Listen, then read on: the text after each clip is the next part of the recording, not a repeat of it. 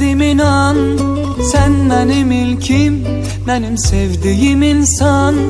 Senden özgeni sevebilmezdim inan. Sen benim ilkim, benim sevdiğim insan. Seninle hayat güzel, derdimin dermanısan. Gönlümün sahibi sen, sen kalbimin sultanısan.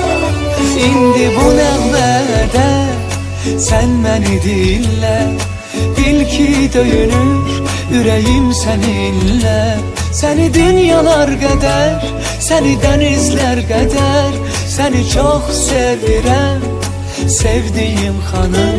İndi bu nəğmədə sen beni dinle. Bil ki döyünür ürəyim seninle. Seni dünyalar kadar, seni denizler kadar, seni çok sevirəm. Allah rüşvet eylesin. Oğlu kız olsun, yarayanlardan olsun.